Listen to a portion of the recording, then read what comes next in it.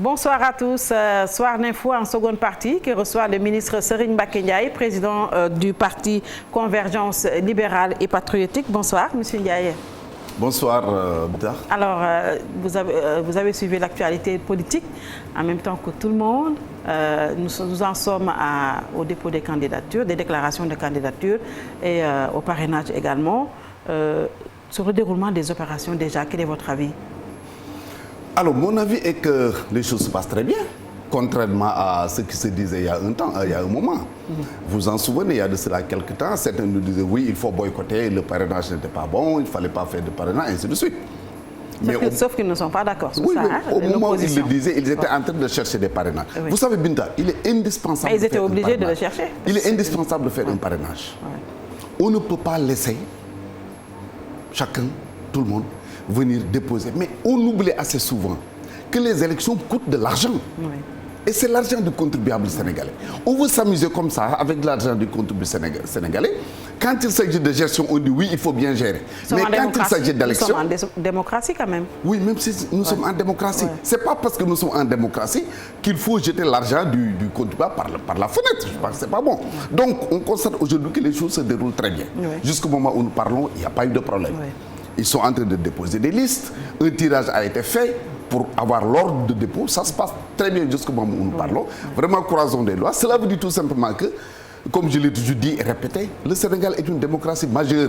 Nous n'avons rien à apprendre de qui que ce soit. Oui. Je le dis, je le répète, depuis 1992, depuis le code électoral consensuel de Kéba Mbaye, comme on l'appelle, il n'est plus possible de gagner des élections par la fraude. Oui. C'est clair. Les élections sont transparentes. Il faudrait maintenant que nous, en tant que politiques, que nous soyons cohérents, oui, que nous soyons conséquents. Si nous gagnons, nous reconnaissons que nous avons gagné. Si nous perdons, nous reconnaissons également que nous avons perdu. Alors, mais en tout cas, je félicite particulièrement la Direction générale des élections, oui, qui, à la satisfaction de tous, est en train de faire du bon travail. Mimi Touré, tête de liste nationale de Benno Bokk Yakaar. On annonce aussi que Amadou Ba, tête de liste départementale. Votre avis? Mais très bien, c'est une bonne chose. De toute façon, on ne peut pas aimer une chose et son contraire. Oui, nous avons dit au président Macky Sall, dans des localités où il y a un consensus, il n'y a pas de problème. S'il n'y a pas de consensus, nous vous laissons l'initiative de faire un choix. Parce que de toute façon, un président de la République est plus informé que qui que ce soit dans ce pays-là. Donc, on lui a demandé de faire un choix. Et je pense qu'il a fait un bon choix. Parce que si on met Amadou Ba au niveau de Dakar, je pense que c'est quelqu'un qui est capable aujourd'hui de tirer la machine. Amadou Ba qui avait perdu avec Diouf Sarr au local Dakar.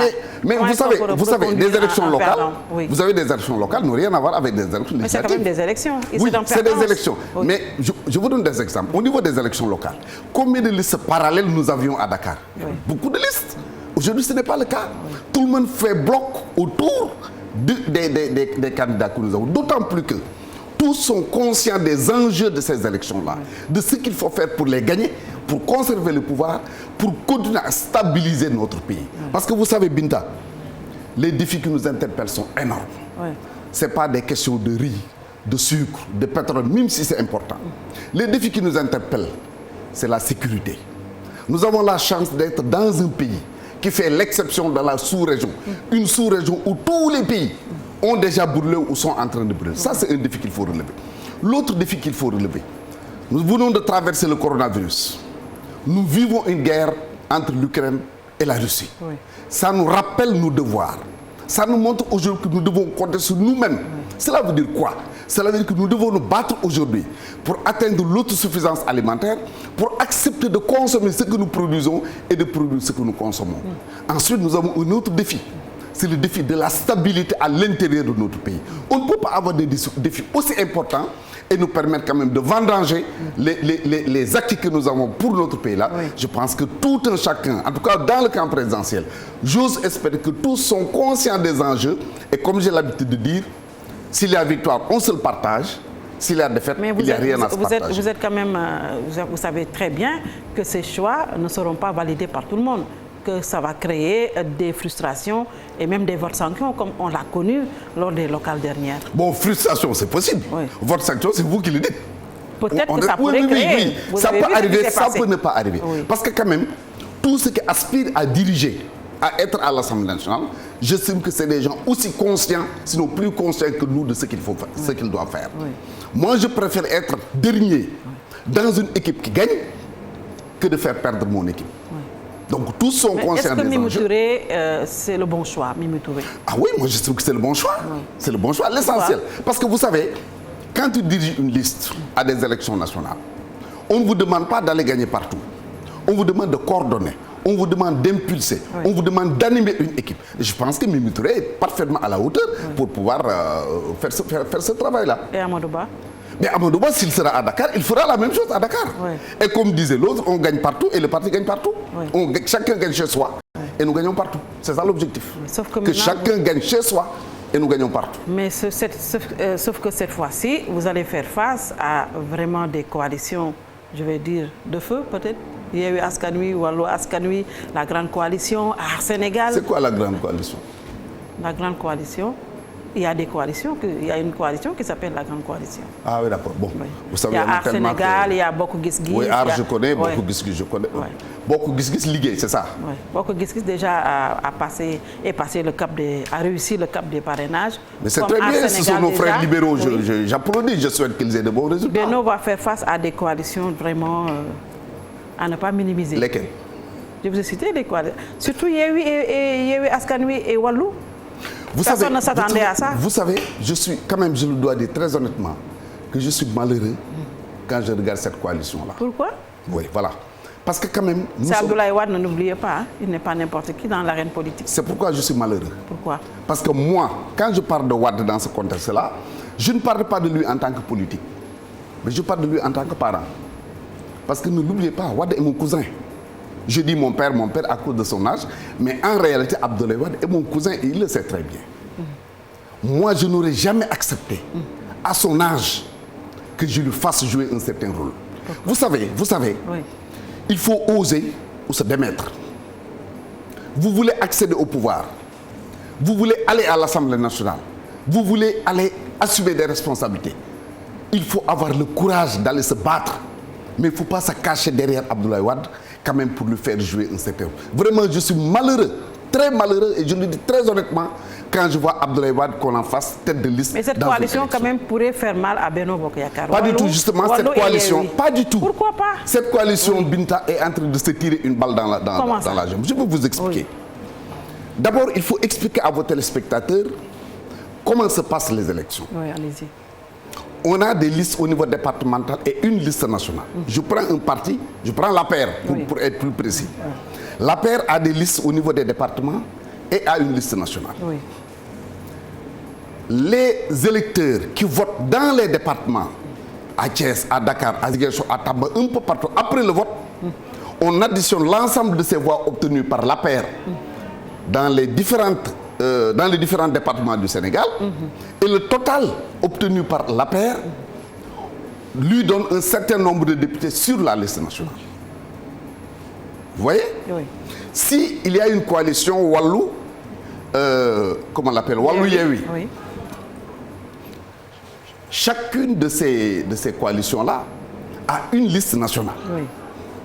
Mais au niveau des départements, ici Wallu est présent, là-bas Yewwi est présent. Oui. Ici Wallu est présent, là-bas Yewwi est présent. Oui.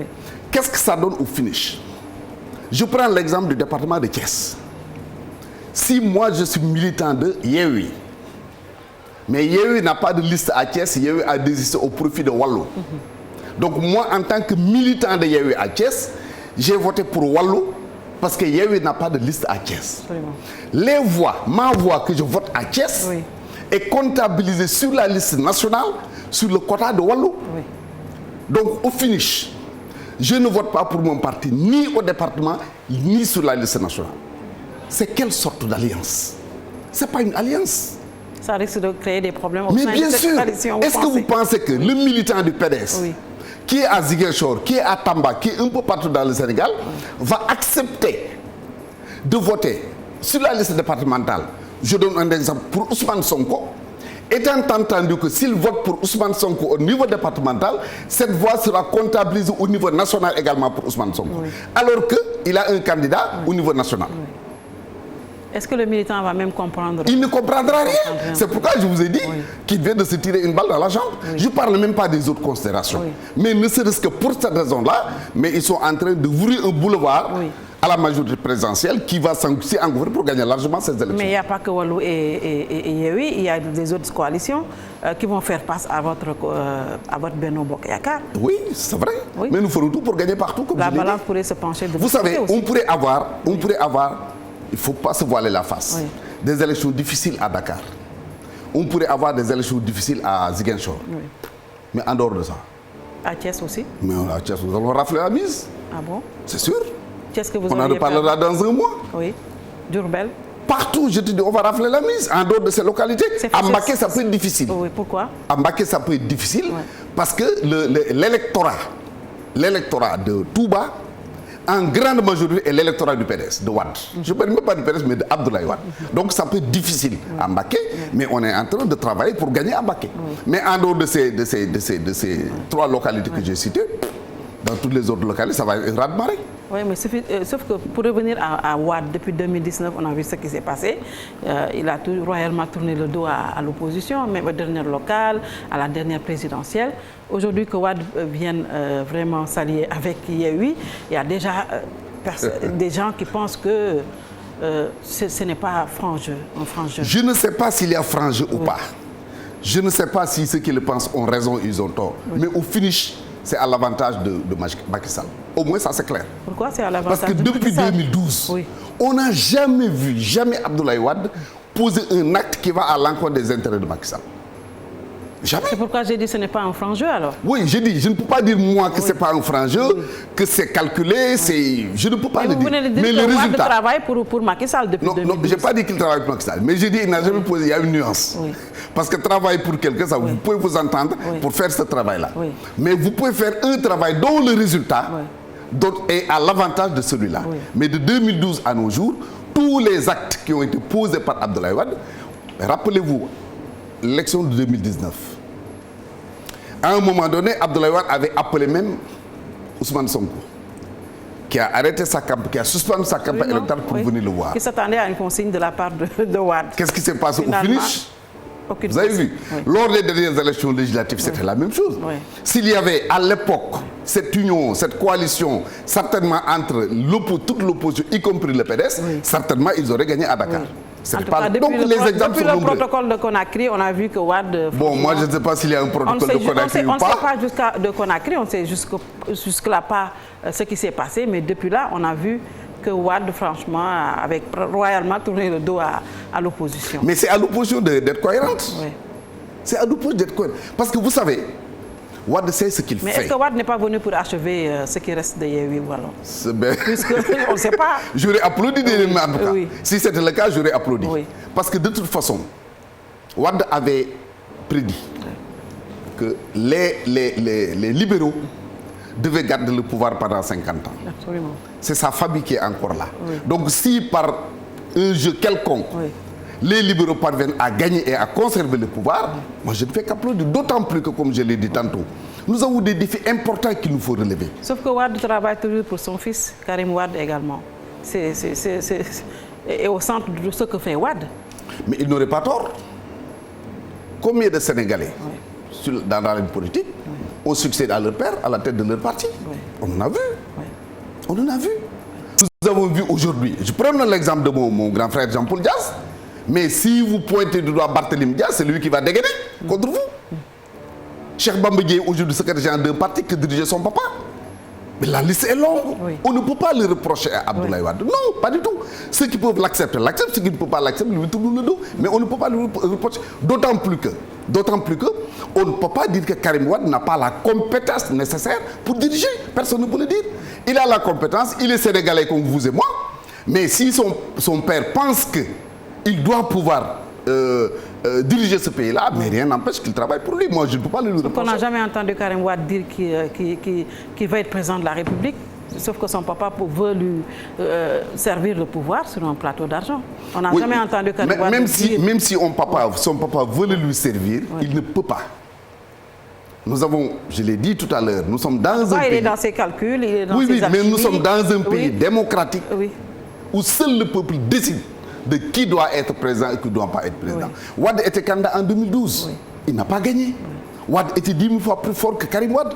Quand les Sénégalais ont décidé qu'il ne gagnera pas, il n'a pas gagné. Oui. Donc moi, je n'ai pas de problème par rapport à ça. Peut-être que cette fois aussi, Wade veut aider l'opposition à pouvoir être majoritaire à l'Assemblée nationale pour créer, pour amener la cohabitation entre, quelle cohabitation? Entre la majorité et... On ne peut pas avoir 46 députés au Sénégal. Pardon, si rien n'est sûr avec Macky Sall, il peut avoir une cohabitation. On ne peut pas avoir 46 départements, c'est 46 ou 46? 46 départements au Sénégal. Oui. Le pouvoir, au moins je dis bien, est sûr de gagner dans les 40.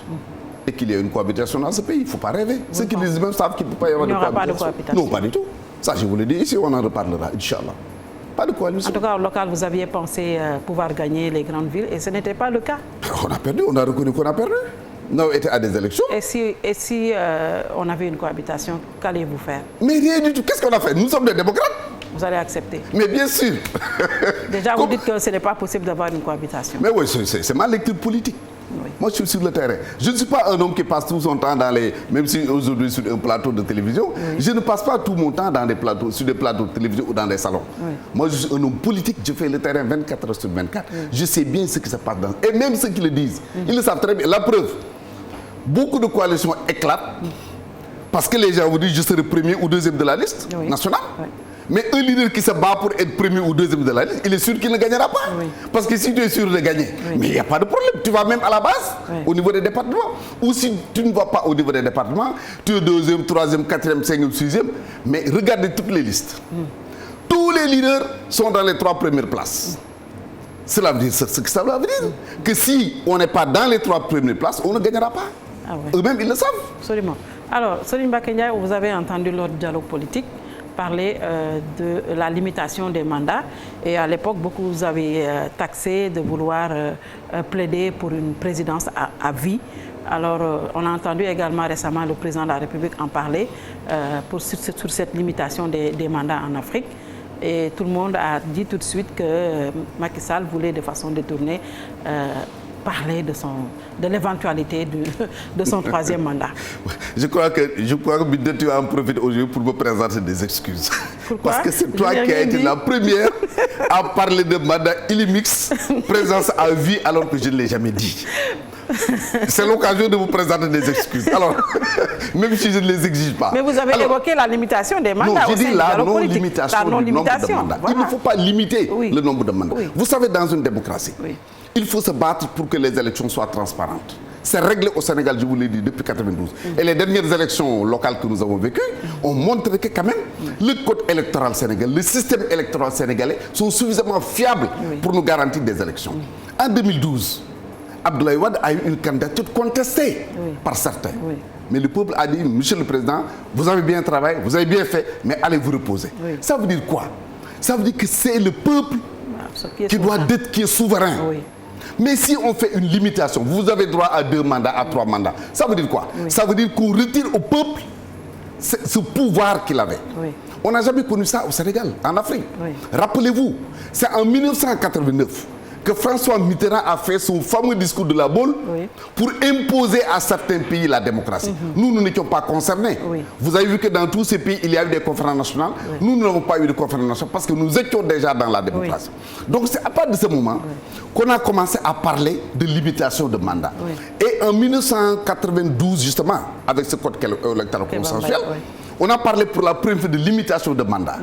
Les représentants du Parti socialiste, si je ne me trompe pas, il y avait Mamadou Diop, paix à son âme, c'est aujourd'hui son adversaire. J'en profite d'ailleurs pour souhaiter que Firdausi soit sa demeure. Je pense qu'il y avait Mamadou Diop et il y avait Abdoulaye Makhtar Diop.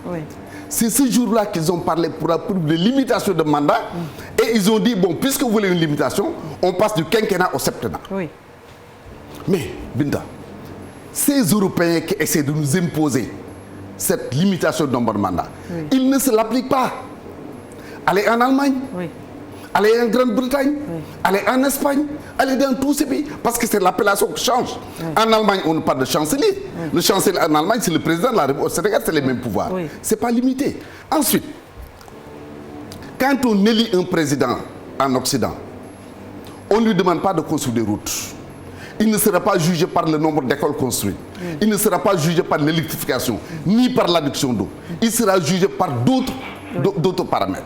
Or, au Sénégal, en Afrique de manière générale, le président qui est élu, il va être jugé à la fin de son mandat sur le nombre de kilomètres de route, sur le chemin de fer, sur le port qui a été fait, sur l'aéroport qui a été fait, ainsi de suite. C'est comme ça que moi je comprends. Mais ce qu'on ne peut pas faire en 10 ans, est-ce qu'on peut le faire en 30 ans ou en 15 ans, Absolument. À 20 ans? Absolument. À la pratique, on se rend compte qu'effectivement, tu peux ne pas faire ceci en 5 ans ou en 10 ans et le faire en 20 ans ou 30 ans. Vous savez, les Sénégalais ont toujours cité l'exemple du Rwanda et Kagame. Il est là-bas depuis combien de temps? Et puis mon problème, vous savez, Binta, mon problème, c'est pas que tu sois au pouvoir pendant 10 ans, pendant 20 ans, ce n'est pas ça mon problème. Mais où est-ce que vous mettez la continuité du pouvoir? Attends, mon problème est que... Vous ne pouvez pas terminer, quelqu'un d'autre va terminer, achever vos projets ou vos programmes. Il y a deux questions. Comme ce fut le cas avec Abdoulaye Wade et... Il y a deux questions. D'abord, sur le principe.